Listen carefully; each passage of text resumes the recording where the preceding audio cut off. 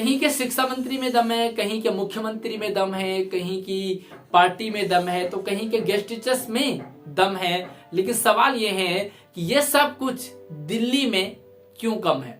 Update देखिए, हिमाचल प्रदेश में teachers के लिए बनेगी नई पॉलिसी। शिक्षा मंत्री बोले 30% खाली पदों को भी जल्द ही भरा जाएगा और तय समय के बाद ट्रांसफर की सुविधा भी मिलेगी। वहीं धीरे धीरे हर एक स्टेट अपने विभाग में काम करने वाले, पढ़ाने वाले गेस्ट टीचर्स की जॉब को सिक्योर कर रहे हैं, उनके फ्यूचर को सिक्योर कर रहे हैं। बड़ी खबर आ रही है हिमाचल प्रदेश से, खुशखबरी है गेस्ट टीचर्स के लिए, जहां पर मंत्री जी ने गेस्ट टीचर्स के लिए पॉलिसी बना दी है और भी बहुत सारी फैसिलिटीज देने का ऐलान किया है। अब कोई भी गेस्ट टीचर हटाया नहीं जाएगा। ये काफी अच्छी खबर है हिमाचल प्रदेश के लिए, हिमाचल प्रदेश के शिक्षा विभाग के लिए, साथ में उन गेस्ट टीचर्स के लिए जो पहले से पढ़ा रहे थे, अभी और भी जोश, निष्ठा और लगन के साथ काम करने वाले हैं, पढ़ाने वाले हैं। तो यार सबसे बड़ा सवाल ये है कि ये सब कुछ दिल्ली में क्यों नहीं हो रहा है। आखिर क्या कमी है दिल्ली के टीचर्स में, दिल्ली के शिक्षा मंत्री में, दिल्ली के मुख्यमंत्री में, या दिल्ली सरकार में, जो ये सारे स्टेप नहीं हो रहे, इस तरह के काम नहीं हो रहे।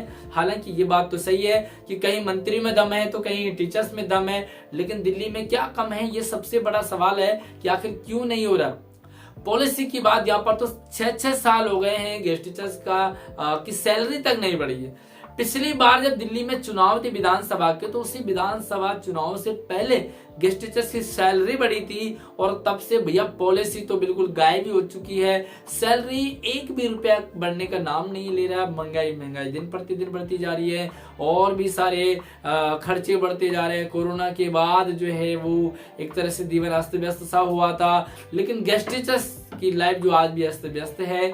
आखिर प्रॉब्लम क्या है और क्या होना चाहिए। दिल्ली सरकार से निवेदन है कि दिल्ली में भी इस तरह के स्टेप लिए जाने चाहिए, क्योंकि काफी लंबे समय से गेस्ट टीचर्स इंतजार कर रहे हैं पॉलिसी बनाने का, सैलरी बढ़ने का, लेकिन ये लंबित चल रहा है और देखते हैं कब तक ये बढ़ने वाला है। हालांकि 2024 में फिर से चुनाव आने वाले हैं, तो लगता है कि चुनाव ही खेला जा रहा है और पहले भी चुनाव में सैलरी बढ़ी थी, फिर से चुनाव में बढ़ने वाली है। बाकी आपको क्या लगता है कब बढ़ेगी सैलरी और क्यों नहीं बढ़ रही है? कमी किस में है? शिक्षा मंत्री में कम है, सरकार में कम है, विपक्ष में दम है, या फिर गेस्ट टीचर्स में दम नहीं है?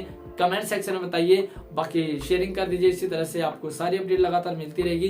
चैनल को सब्सक्राइब जरूर कर लीजिए। जय